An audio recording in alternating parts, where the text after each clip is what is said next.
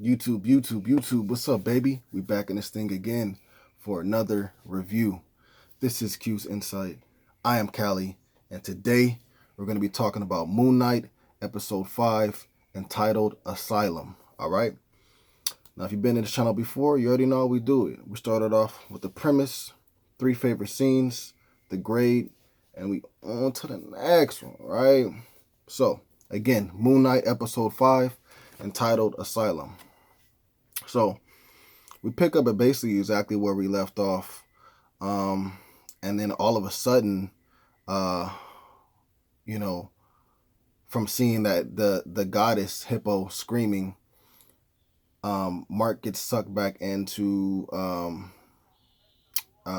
being in front of Arthur, and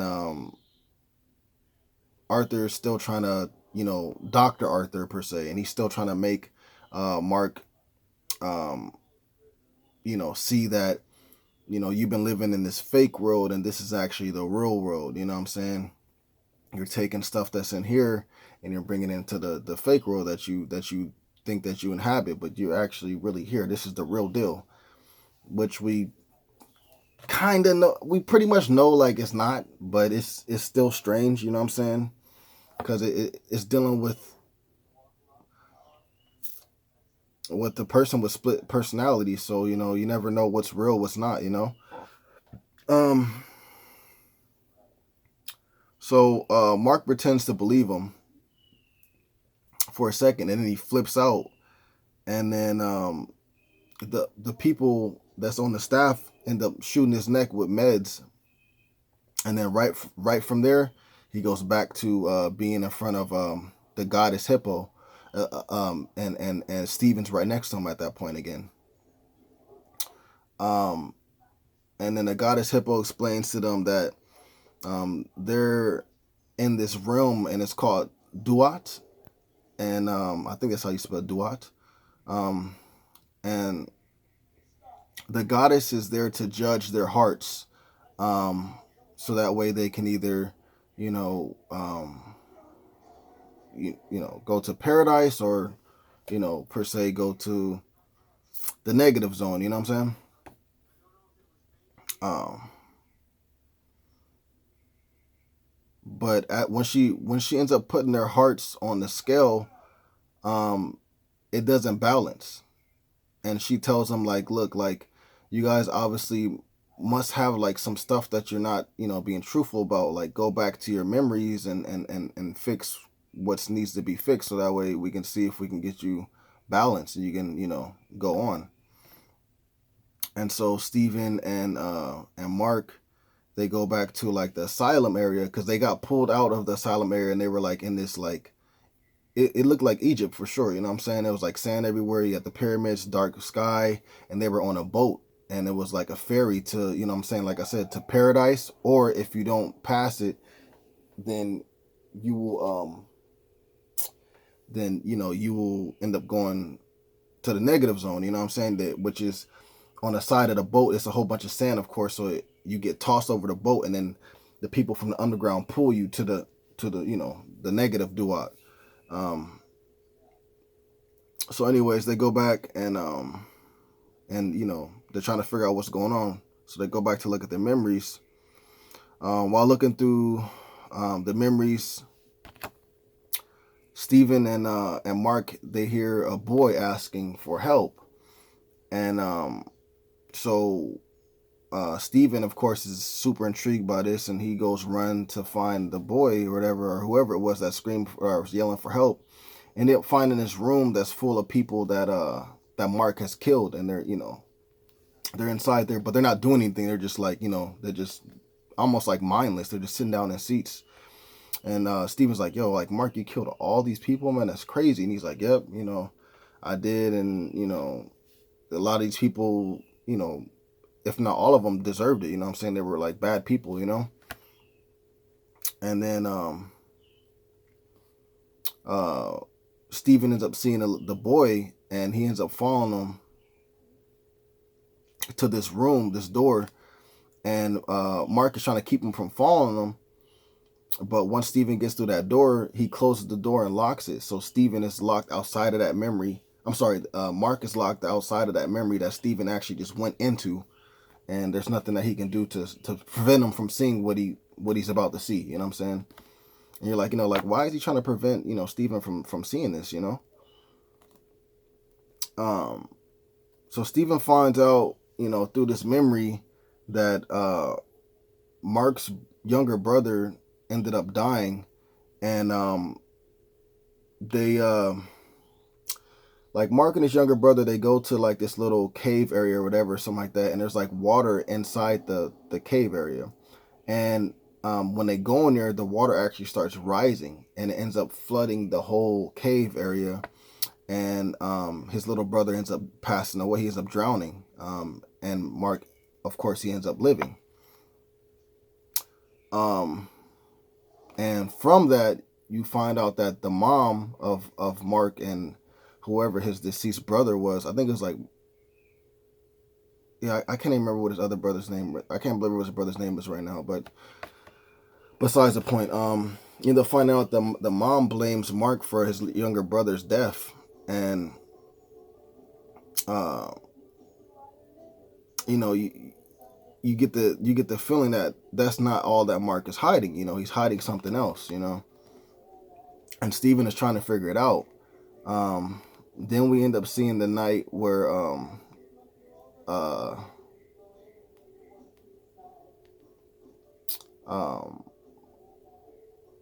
well, I don't. Yeah, we end up seeing the night where Layla's dad was killed, and we see that Mark, after being shot, he went into Khonshu's tomb, and he was about to kill himself, because he's obviously a troubled soul. All the stuff he's been through in the past as a younger kid to him getting older, it's just all been a lot. Any enough to break any man. You know what I'm saying? Any woman. And so, anyways, Khonshu, he sees Mark, and he sees he's about to kill himself, and he's like, yo, like, da da da da, why don't you just stop it, become my avatar, and we can make people pay for what they do. You know what I'm saying? And Mark ends up agreeing that, and we see Mark officially becoming Moon Knight for the first time. And then after that, we see that the Duat is getting filled with souls that are not supposed to be there at this time. So obviously, in the real world, something has happened, where in which probably Amit has been released, and now he is, damning souls that he deems to be evil or whatever it may have been, even though they haven't committed, that incident that would make them be damned. He's still putting them down there. So Duat's getting filled with souls that aren't supposed to be there at that point. And so the goddess Hippo, she ends up helping Steven and Mark, and they basically want to go back to the real world and tell Layla, like, hey, release Khonshu, you know what I'm saying, so that he can help out. But they can't just yet, because they're still unbalanced on the scales. So something is still going on. Something's wrong. And then anyways, we see Mark going crazy again, and then he gets taken back to Arthur again, Dr. Arthur, whatever you want to say. And then we see that Mark has no choice but to let Steven see completely his past that he's trying to keep away from him. Because there's an incident that happened, and there's a continuation to it, but Mark prevented Steven from going into that door to see what happened. But Arthur is telling him, like, you have to let Steven take over. You have to let him see what's going on. And so he does. And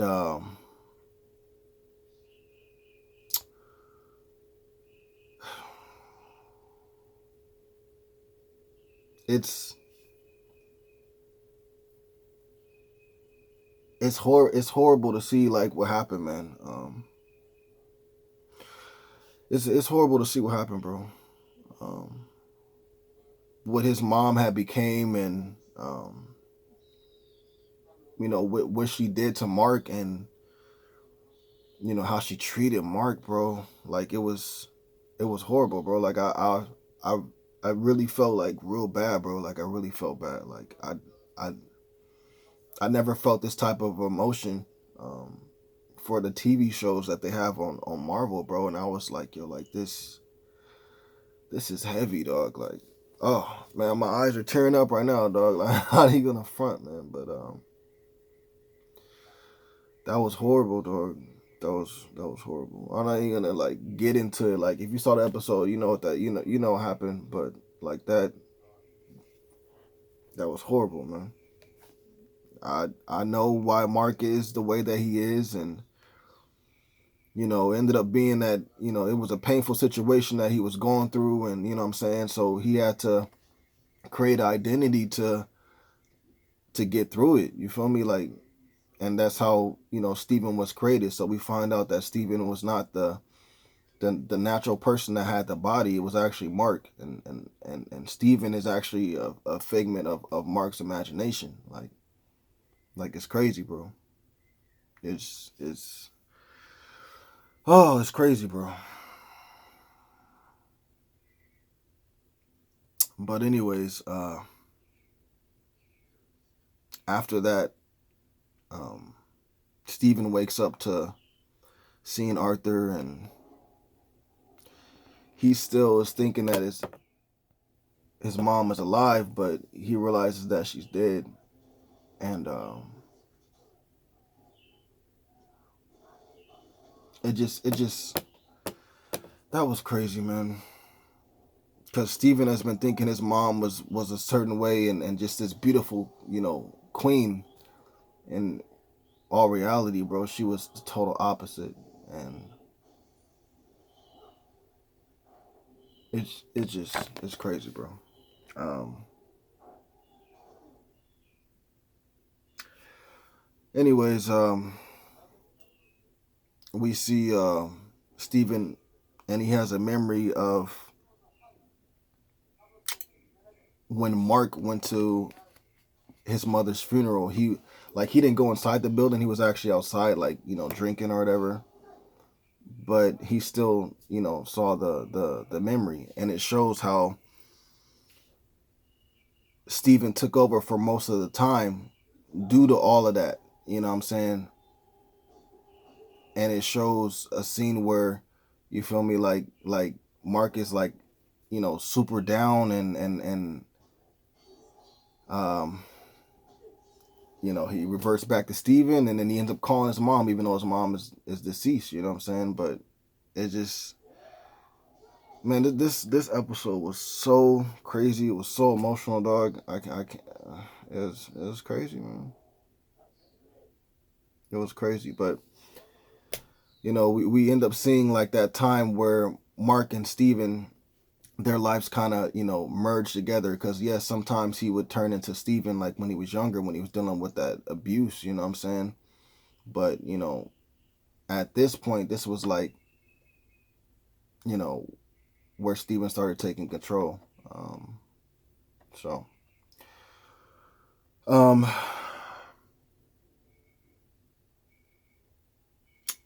but the Mark and Steven end up seeing each other in that memory, and Steven tells him like bro, like nothing was your fault, man. You were young when this stuff happened, and for what mom did to you, you didn't deserve that, bro. And you know like, don't trip, you know what I'm saying? um and so he gives the words that Mark needs to gather himself back together again. And then they leave out of that memory. um and after all the judging, and after all this, like the judging of the hearts, they still aren't balanced. So the gates won't open for Steven and Mark to go back to the real world to be able to tell Layla, to give her that message. And then all of a sudden, man, there's like these underworld beings, and they end up coming for the soul of Mark and Steven, and they have to fight them off. Steven hides for a little bit. And then Mark is taken on them, but then Mark gets like overran by a lot of them. So Steven actually ends up having to help out. Like, I am you as well as you are me, so I can handle stuff too. So he starts to get a backbone. He starts fighting people. And just as things are going good, Mark gets tied up by one of these underworld beings, and he's getting pulled off the ship, and Steven sees that, and so he runs towards the being, and he like dives at it, and from that he gets knocked off the ship, but he does save Mark. And when he hits the ground, once Steven hits the ground, his body turns into sand, like a sand statue. And this of course hurts Mark, but after that sacrifice, the scales balance out, and then Mark is transported to like this other like haven, you feel me? So I don't know if he's gonna go back to the real world eventually or whatever it may be, or if he's gonna still got to do some stuff in this other dimension that's like peaceful at this point, because like I said, the scales are balanced. But yeah, man, that's it. That's basically the premise of this episode, man. Three of my favorite scenes would be Mark becoming the Moon Knight. Actually seeing it, that was pretty dope. Another one would be Mark going crazy. Because he didn't want Steven to go into that room and see what happened. And it was for a reason, but. And then my third favorite scene would be Steven's sacrifice. To save Mark, he had to sacrifice himself, and man, it just, man, this episode was crazy, man. It was crazy. It was mad emotional, bro. But that would be three of my favorite scenes. Of course, the grade for this, it gets a 10. No, there was not that much fighting, if any at all. Yeah, there was a little bit, but there wasn't that much. But just this episode, man, super emotional, bro. A lot of stuff went on, and it was needed to find out, what was really going on. But a sad episode, bro. Sad episode. But if you guys saw the episode, let me know what you guys thought about it in the comments down below. Of course, I enjoyed it. It was sad, but I give it a 10 out of 10 for sure. But if you guys saw the episode, let me know what you guys thought about it in the comments down below. Please remember to like, subscribe, and share. As always, this is Q's Insight. I am Callie. Until next time.